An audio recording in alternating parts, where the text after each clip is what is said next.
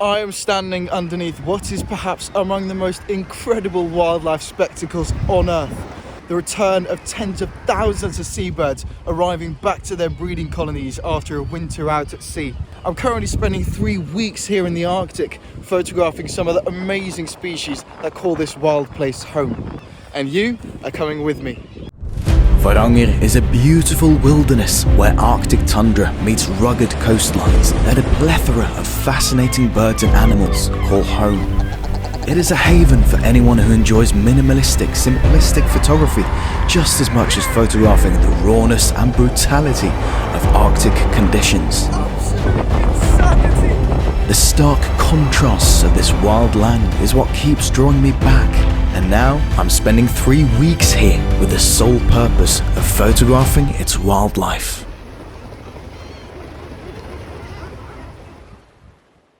The main attraction in Varanger is the island of Hornøya, and it was not without reason that I spent almost an entire week photographing its inhabitants. 80,000 seabirds call this island home. Shags, cormorants, common guillemots, Brunix guillemots, black-legged kittiwakes, razorbills and Atlantic puffins create a phenomenal sight of unmatched beauty and sheer chaos. It's like nothing I've ever seen before. Absolutely incredible. When photographing at a location as chaotic as Hornøya, it's often a good idea to be aware of what kind of images you want to focus on capturing. During my visits, I had 6 different categories of images in mind that I wanted to try to realize. One of my main targets of images to capture here on Hornøya are flight shots. And as you can see, there are lots and lots of flying birds. But typically, it's when the birds are landing and when they're taking off that they have the most aesthetic wing positions. So that's when I'm trying to photograph them, and ideally when they're coming towards me. Many birds, and seabirds in particular, like to land and take off towards the wind. So by having the wind in my back, I can get these beautiful situations of the birds coming straight towards me. So that is what I'm trying to capture. But still, there is a huge chaos going on all around, so it can be difficult to decide which individuals to focus on. An interesting observation to note about the behavior of puffins is that when an individual either takes off or aborts landing at the very last second, it will most likely just do a 30-second loop out at sea before returning to the exact same position to try landing again. So by locking on to a puffin as it does its loop and following it for several hundred meters, I can then be ready when it comes close enough to get a portrait of it flying towards me. So that's what I've been doing for the past few hours, just standing here, focusing on single puffins as they do their loop and photographing them as they come close. So I really hope that out of my probably tens of thousands of images, I hope that some are sharp.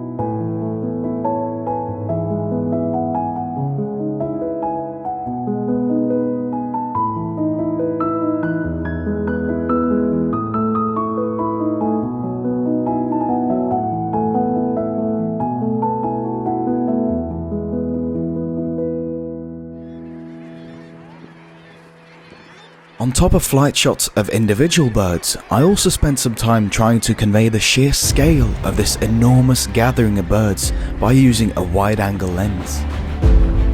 Witnessing a seemingly endless stream of tens of thousands of auks flying right over my head must be one of the most spectacular sights I've ever witnessed.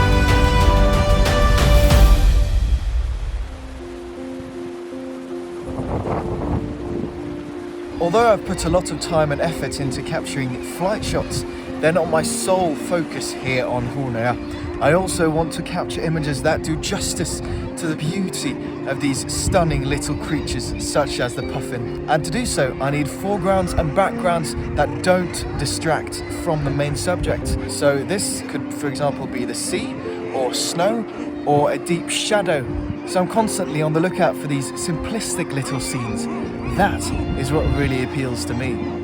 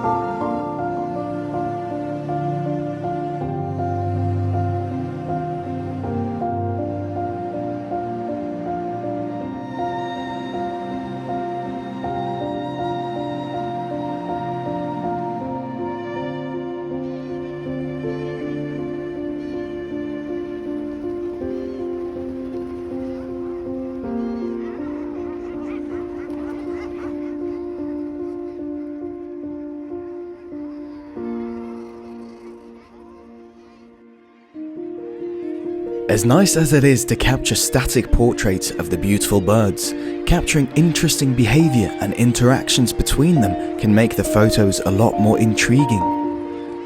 After spending the winter feeding out in the open ocean, the birds are very keen to establish and renew bonds with their partners. By spending a lot of time with the same individuals and keeping an eye out for any change in behavior, I could sit and observe as love stories unfolded right before me. It felt truly rewarding to be allowed to witness such tender moments and get a glimpse into the lives of these gorgeous creatures.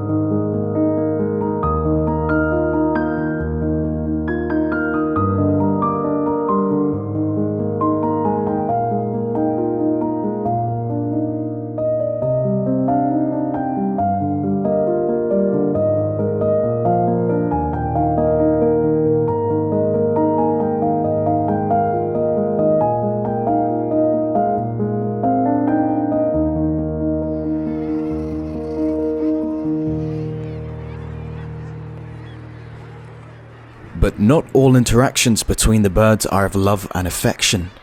Living in a large, tightly packed colony means that troublesome neighbours are never far away.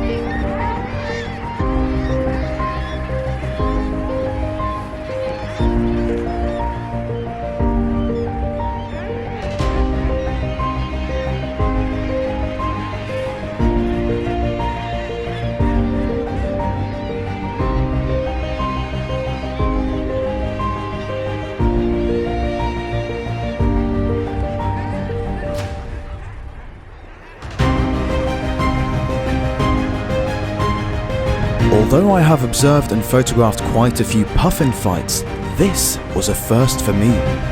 Right next to the path, two razorbills were sorting out a disagreement with raw violence, biting, scratching and beating each other, even drawing blood.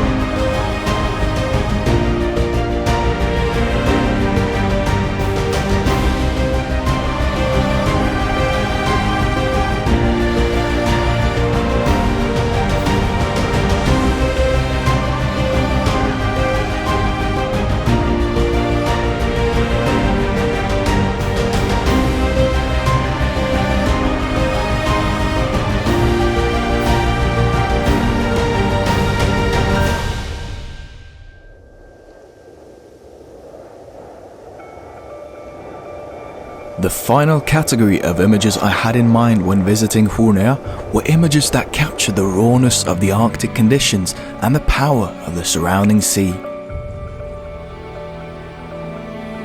I therefore spent a lot of time photographing wherever I saw the swell was strongest to tell the story of this wild island that the seabirds call home.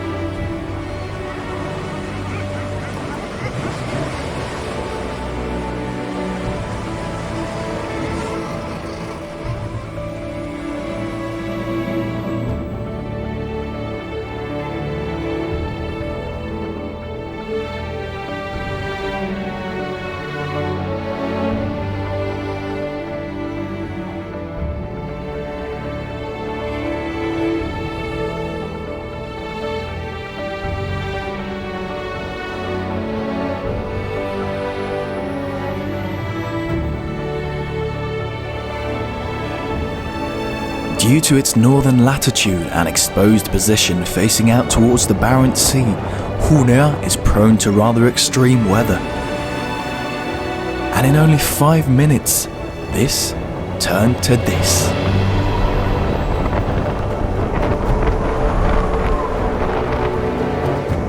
There is nothing I love more than photographing wildlife in blizzards, so I simply could not tear myself away from this spectacular scene. Absolute insanity! The boat is leaving in like 5 minutes, so I have to pack